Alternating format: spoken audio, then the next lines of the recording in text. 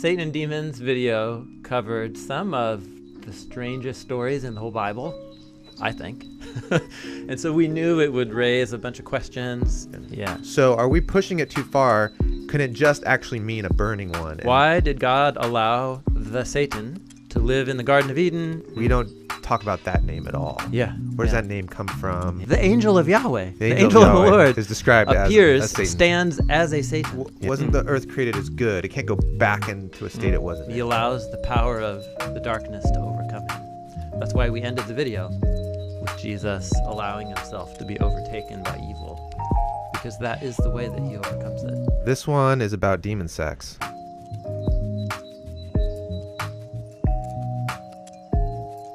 We did a whole series in the podcast on God. And in that, it was a 20-part series. There's a few episodes where we get geeky about spiritual beings, the sons of God, and the things we're going to talk about in these questions. So if you want to go deeper, feel free.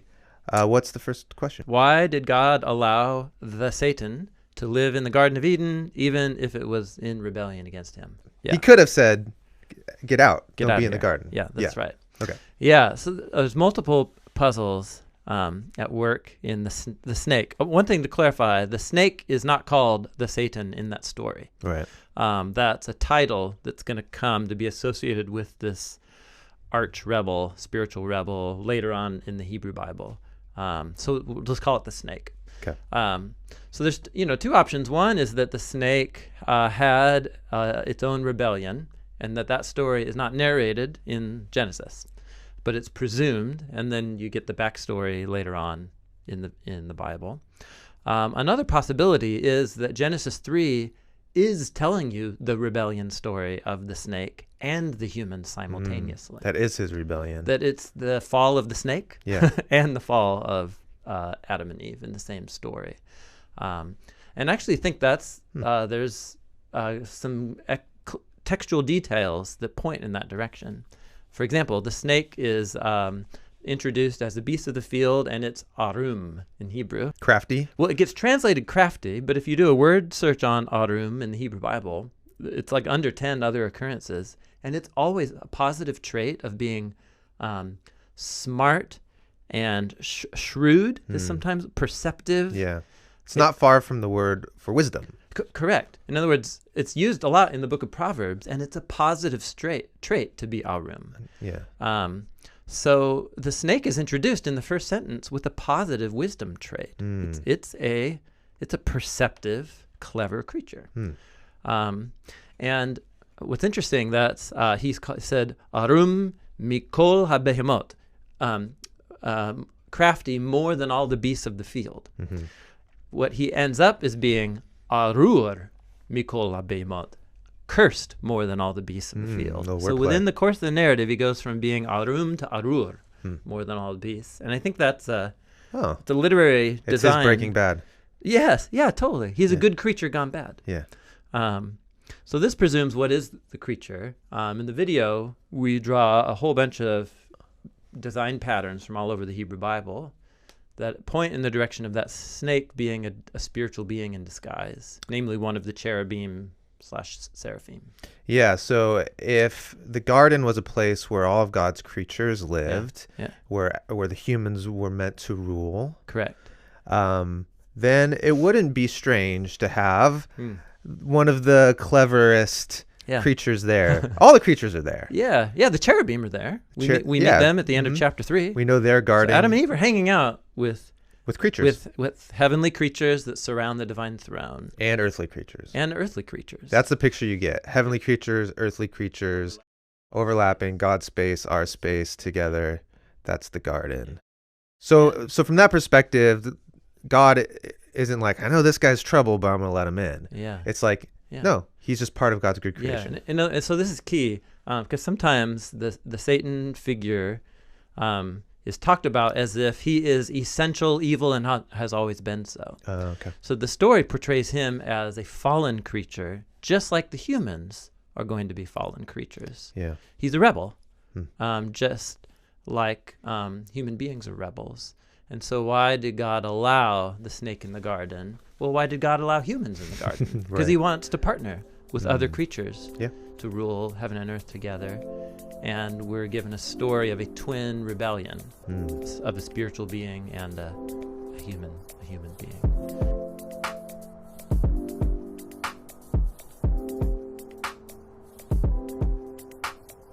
Okay, another question that came up from this video was that we showed the serpent connected to a character in the Bible, or characters in the Bible called seraphim. They're in the book of Isaiah. They're in the book of Isaiah. Yes. The only time they appear called that. Correct. And what they seem to be are what we elsewhere in Scripture would know of as the cherubim. Correct. These creatures, animal-like, wings, flying around, protecting God's throne, worshiping God. Yeah. Isaiah has this vision. He calls them seraphim. Yep. And you pointed out that seraphim means snake. It's the Hebrew word for snake. It's the Hebrew word for snake. Correct. Now, many people have checked into that and said, well, when I look up the word seraphim, snake is a possible translation, but also just the idea of the burning ones is a translation. Yeah. So are we pushing it too far? Can it just actually mean a burning one and not necessarily a snake? Yeah. And are we trying to too neatly tie this idea of the serpent in the garden to a spiritual being in God's throne? Yeah. So a lot of this is due to confusion about how the Hebrew language works. Okay. So maybe just facts on the ground. The Hebrew word seraphim, it's a Hebrew plural noun. The im is a plural. So the noun is just saraf. Okay. Saraf. So the noun saraf appears 8 times in the Hebrew Bible. And never once does it refer to a burning creature or a creature on fire.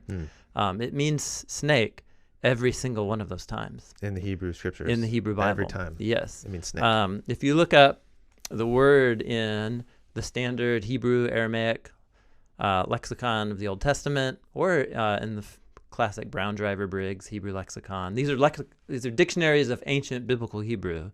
You just look up the word saraf, and the first meaning is snake. And then they give you there's only 8 examples in the Hebrew Bible.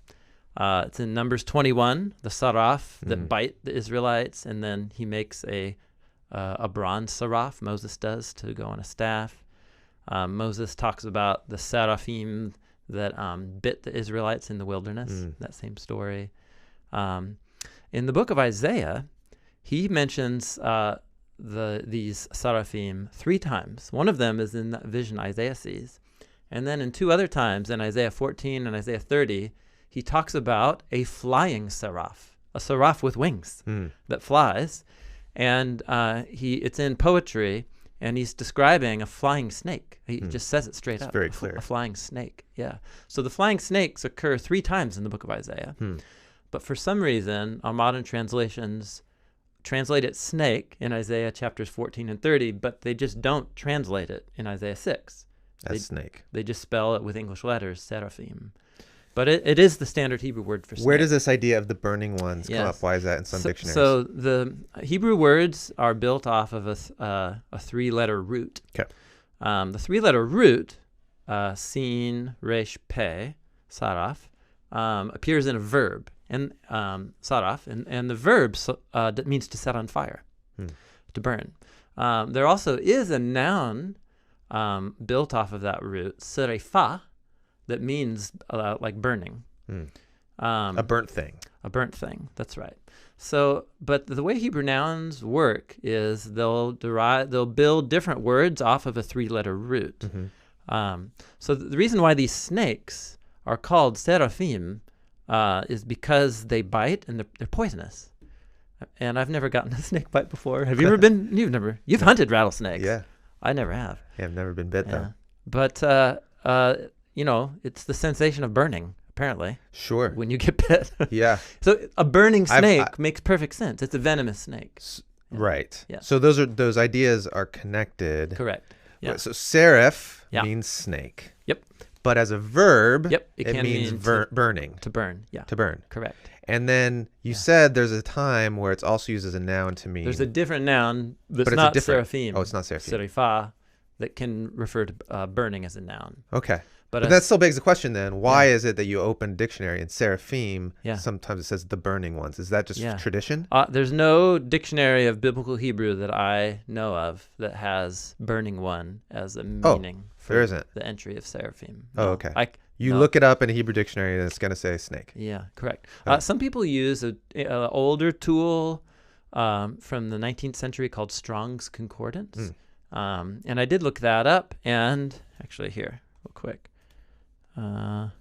Strong's. And the first meaning they give is burning, and then they say figuratively of a poisonous serpent. So even though they say burning at first, they immediately qualify to talk figuratively about burning serpent. So I'm not sure where this idea of the seraphim as burning ones came from, but it's not based on any of the evidence in biblical Hebrew. So it means snake. So what Isaiah saw What Isaiah saw are flying snakes. are flying snakes. Yeah. Which wouldn't have been an uncommon symbol for him to see. No, it's actually a very common symbol. Ancient Egypt depicted flying snakes as an icon of creatures surrounding their gods. And actually, we have, I included this in the study notes that you can download for this video on our website. But there have been found ancient Israelite clay seals with the names of kings on them and stuff. And they show snakes with wings. There's a snake with 2 wings and a snake with 4 wings. So this was an Israelite icon to talk about the cherubim that surround the divine throne. And, you know, they look like cows, they look like lions, they look like eagles, they look like snakes. Yeah. They are always multiform in how they appear. So anyway, that's kind of nerdy Hebrew language, ancient culture. That's a big stuff, category but it's shift helpful. for The flying snake. for me and for a lot of people. So Correct. just it kind of Yeah. takes a moment to go, really? Yes, that's right. So what's important in the book of Isaiah especially is that when he uses the noun seraph, one of those other times in Isaiah 14, he's talking actually about the ruler of Babylon, who earlier in the same chapter was described as the one who tried to ascend to God's throne and make his throne above God's throne. Yeah.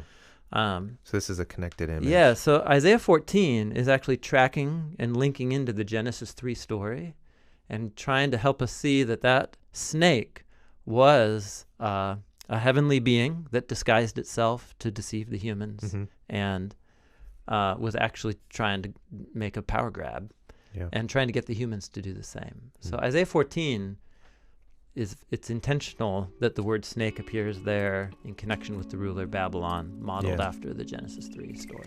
Yeah.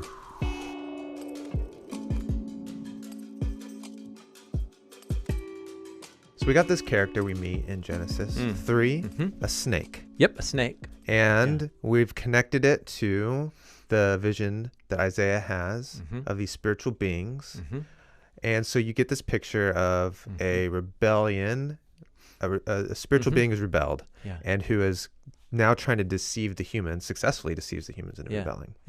And throughout Scripture, we hear about this kind of character, and it's given different names. One name that people are very familiar with is the name Lucifer. And in our video, we don't talk about that name at all. Where does that name come from? How does it fit into the whole story of this fallen it's so spiritual being? It's so cool. It's really interesting. So the one of our main points in the video, is that this arch spiritual rebel is never given a proper name, but rather is given titles or images. So snake is one, cherub in Ezekiel, seraph in Isaiah. But then lots of other images. In the book of Isaiah, chapter 27, he's associated with the sea dragon that was a common concept in the ancient world. In Psalm 94, this snake figure is associated with scorpions, a dark desert creature. So there's a variety of titles, variety of images. Another title in the New Testament is the devil, which is just the Greek word for the slanderer. This is actually fascinating. The devil is the Greek word diabolos, and Paul uses the word diabolos to describe men and women who spread gossip in a local church. So the devil isn't the only devil. Humans can play that role too. Yeah. So it's a title. It's a title. It's a way to describe someone. So, however, and we'll talk about this Satan, I think, in another question. But Lucifer has come to be a pretty Popular in the name. popular Yeah. name. So here's what's fascinating about Lucifer. Lucifer occurs nowhere in the Hebrew or Greek Bible. Okay. It's not in the Bible. Period. As a name. Correct. Yeah. In Isaiah chapter 14, we're back to Isaiah 14. Isaiah describes the ruler of Babylon, which I think is meant to refer both to the human and spiritual ruler behind the icon of Babylon. The actual king of Babylon, Yeah. but then also the Correct. the dominion he's under by some Correct. spiritual The evil. spiritual power behind Babylon. So Isaiah goes into this poem to talk about how the ruler of Babylon was like the morning star. In Hebrew, he says, it's the phrase, Helel ben Shachar, or the shining one, the son of the dawn. Yeah.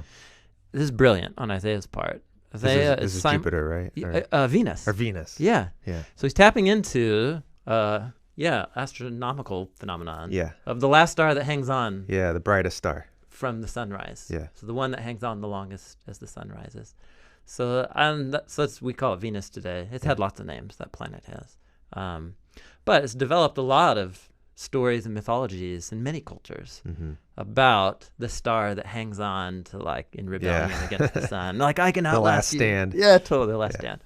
In Canaanite mythology, that figure is called Helel ben Shachar, the son of the dawn, the shining one.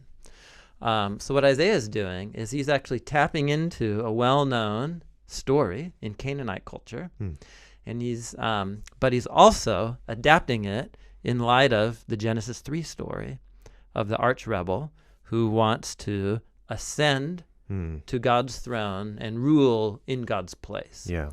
Not under God's authority, but as a God. So that's Isaiah 14. In about the third, somewhere in the 2nd to 3rd centuries AD. Okay, we're fast forwarding in time. Okay. A long time, 1,000 years. So after Jesus, 200-ish or 300 years, the Hebrew Bible and Greek Bible are being translated into Latin. Yeah. So Latin was were the main languages spoken in the Roman Empire. And so when Latin translators, one of the most famous of which was a guy named Jerome, was translating Isaiah 14, he translated that phrase, Helel ben Shachar, with the Latin word Luciferas, which means Venus, the morning star. Ah, okay. Yeah. So that's what that word. That's right. So, then in later church history, as Isaiah 14 got associated with Satan, that Latin word somehow became a proper name. Got it. So anyway, so it's not even a Greek or Hebrew word. It's a much later Latin translation. I've heard that story before about Satan was an angel who fell like a star. And that's where it comes from. Isaiah 14 is Isaiah the biblical 14. text where that begins. Now, technically, Yeah. a seraphim isn't an angel, God. right? It's a spiritual being. A spiritual being. Yeah, but that's around God's heavenly throne, which the stars are images of. Yeah. Those beings. Yeah. That's right. Right? The stars were, when the ancients looked up at the Yep. sky Yeah. and they saw the stars, They they thought of them as heavenly beings. Yeah, they use the biblical Creatures. phrase, the host of heaven, The host of heaven. which is used to describe God's crew. God's heavenly crew. God's heavenly crew. Yeah, Yeah. that's right. And we Yeah. talked about that a lot. That's right. Yeah, the host of heaven are what surrounds the angel that announces the birth of Jesus to the shepherds. Yeah. And they're praising God and so on. So there you go. Lucifer is not the name of this figure.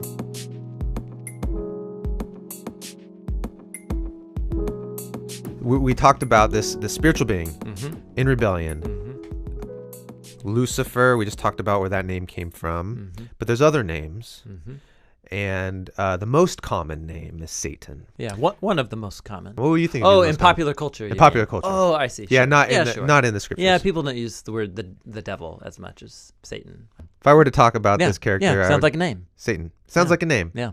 And you've made the point that it's not a name. Satan means the opposer, Correct. the one who stands against. The adversary. The different adversary. English words that can get to the heart of it. But And so you kind of insist on putting that article, in front of Satan to help shake it out of being a proper name. Well, one is just, it was a personal journey of discovery when I learned Greek and Hebrew.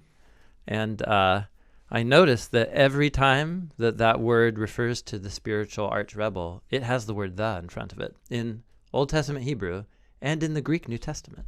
Every time. Yeah. So, and then second, the words in biblical Hebrew, that noun, Satan, refers to more figures than just the spiritual rebel. Yeah. It can refer to a king who rises up to rebel against King Solomon. There's 3 Satans in 1 Kings chapter 11, and there are other kings. Yeah. And the word "the" is not used. Oh, interesting. For those. It's just a Satan. A Satan. Which it's just an adversary, an enemy. Something with Balaam, yes, right? Yes, totally. The angel of Yahweh, the angel of the Lord, is described appears, as Satan. Stands as a Satan against Balaam. So stands as one opposed. Yeah, and it doesn't have the word "the" in front of it. But when, in biblical narratives, when this spiritual rebel is described, it's described as the Satan. So it's using the title, the adversary, and attaching the word "the" in front of it. So to me, that's important because I think giving this, whatever this creature is, I think giving it a proper name assigns a bit too much honor and dignity to it. Because the whole point is this being is anti-creation. He's anti-good. Yeah. And the biblical authors don't ever assign it a name. They assign this creature images and titles. So I'm just trying to be honest, I'm just trying to imitate the biblical language about this creature. Yeah. And I think using the word "the," I don't know. So it's a quiet revolution to redefine our language about the Satan. And because it's how Jesus himself and the apostles also use the word "the." Why is it not in our modern translations? I think, one, it sounds awkward. Yeah, it sounds super awkward. And our translations are trying to make the Bible less awkward. Yeah. In terms of trying to make it into normal English. But then second, I think there's a long-standing assumption that it is a name.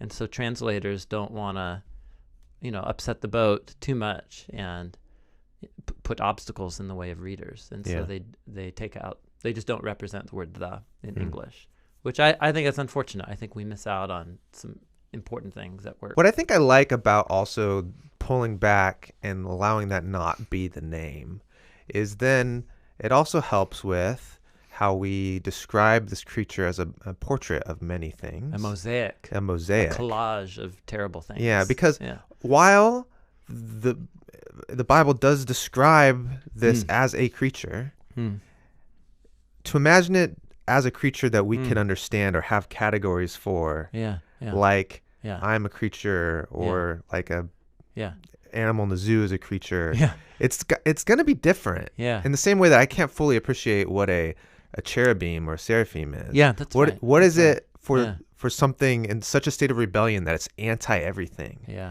and likes to bring everything into destruction and chaos? What kind of creature is that? And by allowing us to step back and not giving it such a concrete name helps that mystery stay a bit alive. In fact, in the last book of the Bible, the Revelation, John the visionary, he understands this. And so he uses a variety of titles and a variety of images, but in one passage he brings them all together. In the Revelation chapter 12, he says, "Woe to the earth and sea, because the diabolos," the devil, has come down to you with great wrath. And then he goes on to describe a dragon, and then he calls it a snake. All in one. And then earlier in that chapter, he calls it the great dragon, the snake, the diabolos, and the Satan, all in one. So he looks at the whole biblical collage and then brings it together. It was actually this passage that inspired the visual that released the idea to make the Satan a collage in the video. We say that Satan drove everything back into chaos and death. It's where the Satan was pulling creation. How he's anti-creation. Yeah, that's right. He just wants to destroy. Yeah. I And then the see. question is, Yeah, that's right. back? Yes. Wasn't the earth created as good? It can't go back into a state it wasn't in. Got it. Why do we choose the word back into chaos? Yeah, on purpose to represent Genesis 1. So Genesis 1, the pre-creation state, Yeah. is described in Genesis 1 verse 2, and it's described with a collage of images. Yeah, here we go again. Here we go again. This is how the biblical authors think. They Yeah. think associatively, and it's an image-driven imagination and language. And images that don't always work on a literal sense together. Correct. Yeah. In other words, it's often the case. The famous example is in the Song of Songs, where the lovers describe each other. Oh, yeah. And if you try and draw that picture, Which it's we did. almost terrifying. Yeah, we did draw it in our Song of Songs video. So the point is the meaning of the images. Yeah. So same thing in Genesis 1, there's Genesis darkness. 1 verse 2, the pre-creation state is called tohu vavohu in Hebrew, wild and waste. So unordered Tohu. and uninhabited. Vavohu. The next image, darkness. The next image, the deep, roiling waters. The abyss. The abyss of Yeah. chaos waters. And I can swim, I can tread water For a while. in like a calm pool for, Yeah. I don't know, But get sucked out into the dark sea. I'm done for. It's over. Yeah. So darkness, uninhabited wasteland, and boiling ocean. These are the images Yes. of the Yeah. state before the God pre-creation state. ordered it. Correct. We're a million miles from modern concepts of like nothingness and so on. This Yeah. is the biblical author's Yeah. imagination of the pre-creation state. So what God creates is a good world out of. Darkness, disorder, Correct. uninhabited. Correct. That's right. So the good world is God's what God's creativity and love and power can do, even to bring life out of nothingness. And now the word death isn't used to describe that, but of course nothing has been made alive yet. So that's all there is. So in the biblical story, whenever forces of evil are wreaking havoc in God's world, what you see is this vocabulary of Genesis 1 brought up again. And it's that image of God's good world being uncreated or decreated back into that state of darkness and chaos. This is why the narrative about the defeat of Pharaoh in the waters of the sea is full of vocabulary from Genesis 1. So, and actually why the 10 plagues in the book of Exodus are full of vocabulary from Genesis 1. It's as if God he brings Decreating. creation into existence through 10 words to create good, and he decreates Egypt through 10 plagues. When you say the 10 words, that's the 10 times he says it was good. God speaks 10 times. Yeah, in Genesis 1, In 10 Genesis 1, times that's right. God gives a speech. That's right. And in the book of Exodus, God speaks 10 times to bring darkness and to have power over the waters Yeah. and so on. And then he defeats Pharaoh in the roiling waters of the sea. It's all connected in the All connected, biblical yeah, imagination. yeah, that's right. So the Satan figure, he's anti-creation. He's introducing violence and chaos and getting humans to be the opposite of image of God ruling over heaven and earth together with God. But so we say back into chaos and death. Because that's where the narrative began. Yep, that's right. It's like a decreation. Genesis 1:1. So while death didn't exist in Genesis 1 verse 2, it was nothingness. Yeah. Whereas now that you have life created, Yeah. the Satan is dragging it back into chaos and death. It's a different way. Well, I don't know. It's the biblical way of thinking about the storyline. So there you go. This one is about demon sex. Oh boy. So what we say in the video is one of the one of the strangest stories in the Bible is in Totally. Genesis 6. Yes, it is. First few verses Strange there. to us. Strange to us. Strange to modern Westerners. Yes. Yes. And it's the story, and if you've watched the Noah's Ark one done by Directed by Aronofsky. Yeah. they really play into this whole world of Correct. that it says the sons of God Yeah. came and had sex with human ladies Yeah. and gave birth to the Nephilim. Yeah. And this story is, for a modern person, is so strange for many reasons.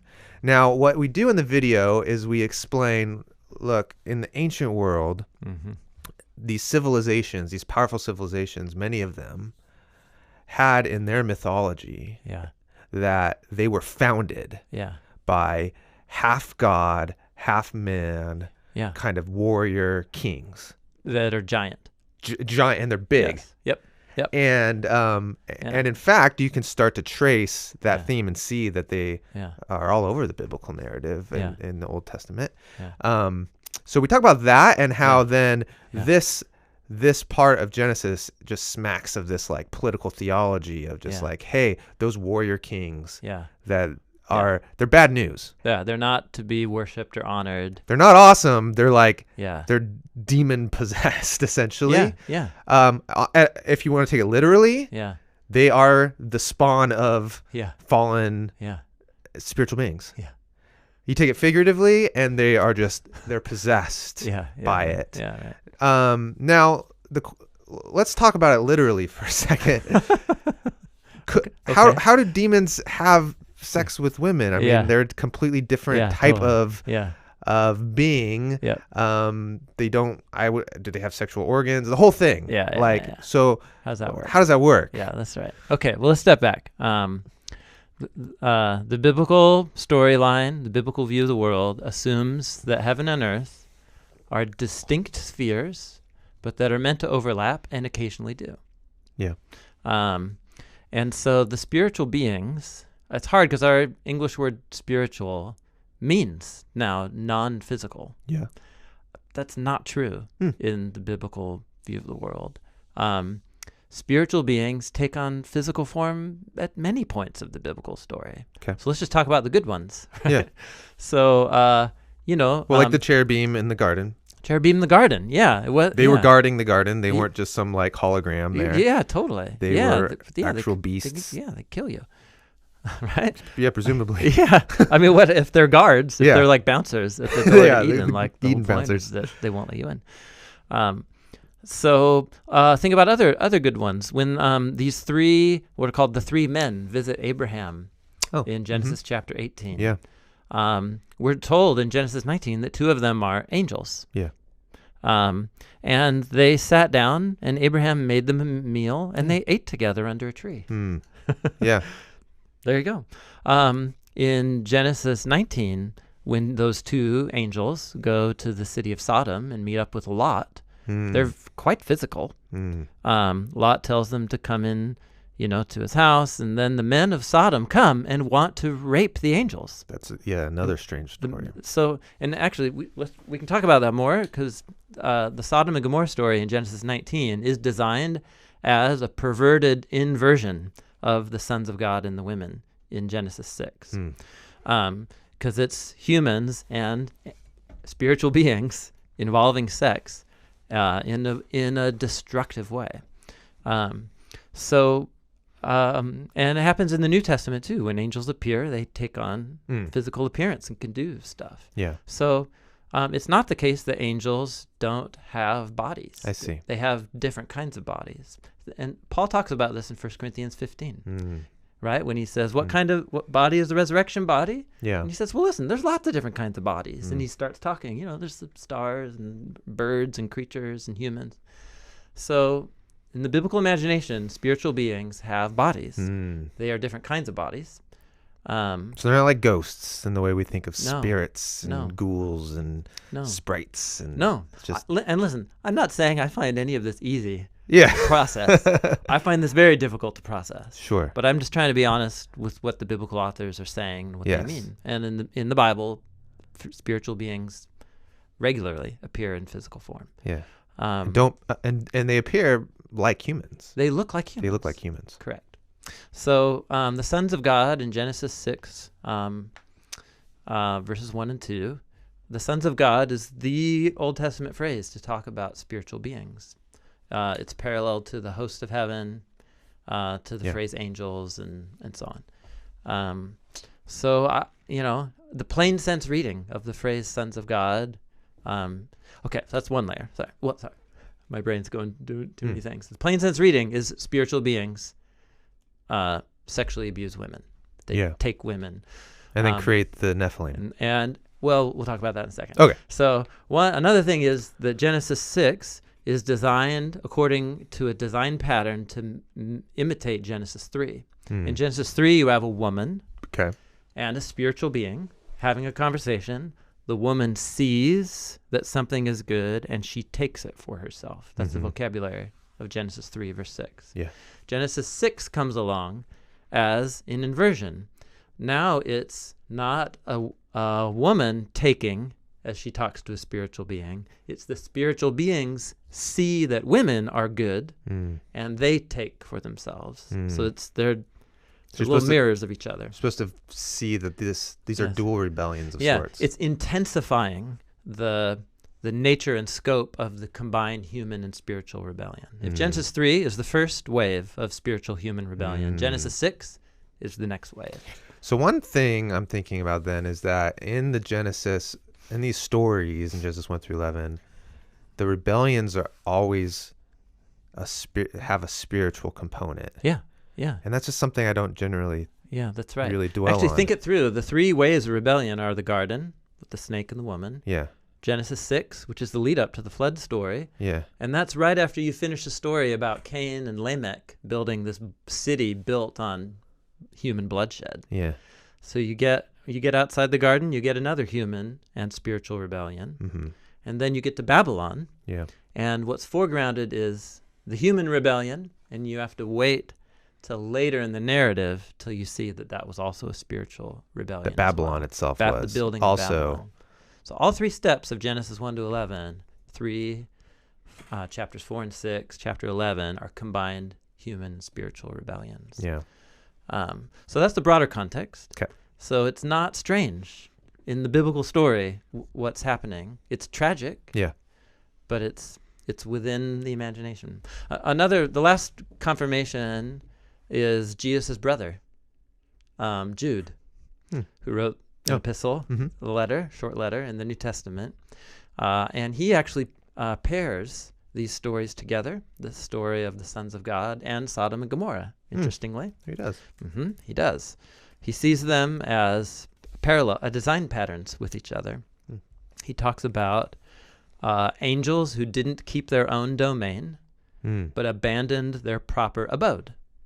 This is Genesis 6. He keeps in eternal bonds under darkness for the judgment day. So, and then he goes on, that's just like Sodom and Gomorrah, where they indulged in gross immorality and went after strange flesh, which is referring to humans wanting to rape angels. Yeah. So he sees Genesis 6 and 19 as perverted inversions of each other. And notice in that story in Sodom, Lot goes outside to talk with these terrible men. And then he says, don't rape the guys. He says, here, I have two wonderful daughters. Have them. Yeah. So you have, once again, it's all based on Genesis. Weird. It's terrible. It's terrible. It's terrible. But Bible it's is the not a children's inversion. book. Instead of the daughters of men being the object of the men of Sodom, their desire, it's all inverted. But just like those beautiful women in Genesis 6, Lot wants to give his beautiful daughters. So, I'm not saying this is easy to process, but this is how Jude read the story. This is how every ancient Jewish interpreter from the time period of Jesus interpreted these stories about spiritual beings having sex with women in the Dead Sea Scrolls, and this is normal. So, and I think it's supposed to be uncomfortable, right?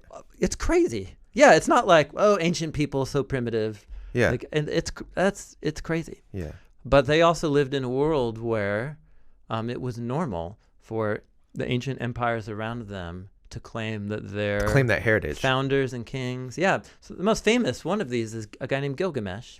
Who founded the city of ancient, like pre-Babylon, Babylon. And actually, the most famous statue of Gilgamesh, Google it. It's a picture of a giant guy holding a lion in his hand and holding a snake in his other hand. Oh, wow. And he's the founder of the city of Uruk. He's a giant. And he founds the city of Uruk, which in Genesis 10 is what the guy Nimrod founded, he calls Erech and Babylon. And so the biblical authors want us to think of these ancient warrior They're speaking kings. into this whole That's right, tradition. That's right. Yeah. So the Nephilim and so on, there actually is some translation challenges with how you interpret Genesis 6 verse 4, because it actually says the Nephilim were in the land in those days. Yeah. And then what are those days? Those are the days when the sons of God did their thing and gave birth to the warrior giants. And so some people think that the Nephilim are different than the warriors, that they just happen to exist at the same time. There are that's one possible way to translate the text. Another way to translate it is that it's trying to associate the Nephilim with the offspring of the sons of God and women. Oh, interesting.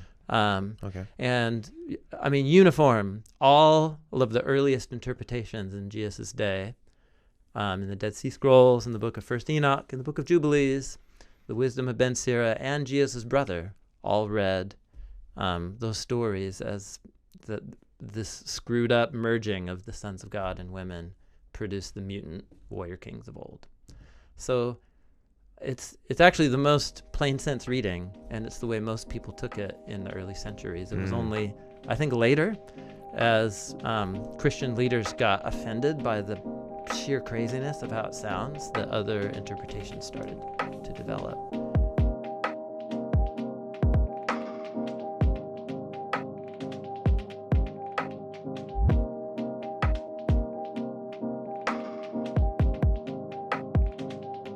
Cool. Well, I mean, so we got in the weeds, but I mean, Yeah.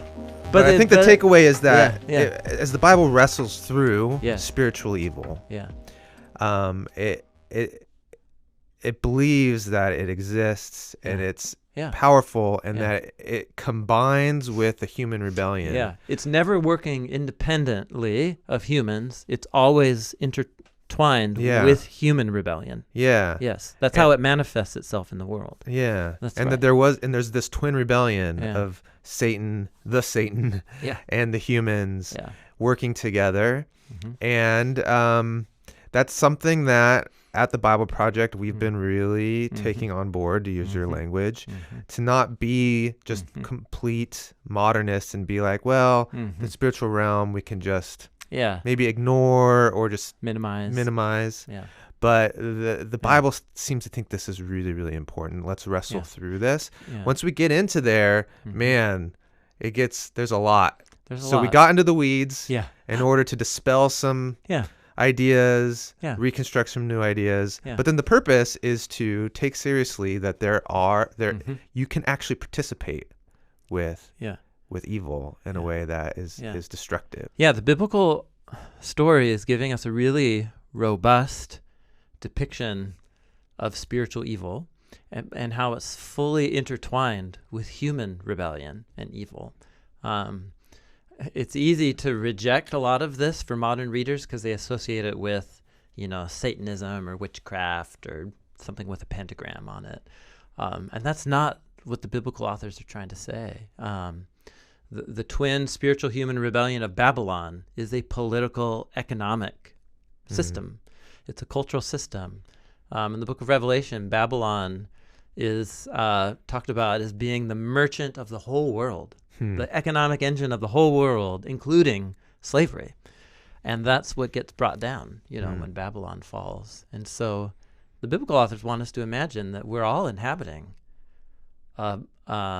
cultural systems that are participating in a human spiritual rebellion, but also on a personal level. When I entertain, when I dehumanize someone else as my tribe superior to you, you're less human, you probably don't deserve to be here. Which no one, well, maybe some people say that out loud, but none of us like to think that we think that way. Yeah, but we all do. But we all think that way a lot more at the time than we're willing to admit. And the biblical authors would say we are participating in dragging the world back into death and chaos. The amount of death I will allow in the world around me and in others so that I can enjoy something. Correct. Yeah. When I stop and really appraise that, Yep. it's pretty startling. It is startling. And we all disturbing. We all do that. That's right. So, and this is when you read the Gospels, this is what Jesus was constantly talking about. Yeah. This is why he didn't start a revolutionary war against Rome.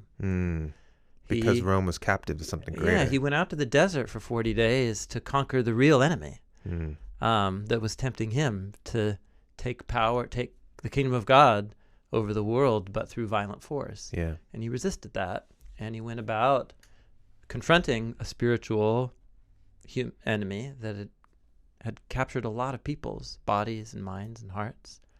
When he was in the Garden of Gethsemane in the Gospel of Luke, and he's getting arrested, he calls it, "This is the time for the power of the dark." That's what he says. And he allows the power of the darkness to overcome him. That's why we ended the video with Jesus allowing himself to be overtaken by evil, because that is the way that he overcomes it. But we saved that for the last video. That's a whole nother topic. Is This how do isn't you a- overcome evil? Yeah, totally. And Jesus, Yeah, he overcame it through letting himself be overcome. correct. Yeah, And yeah, that's yeah. It's huge. It's actually not a minor issue in the biblical story. Spiritual evil is like a really important theme through the whole thing, which is why we tackled it. I've been avoiding it for years, but there you go.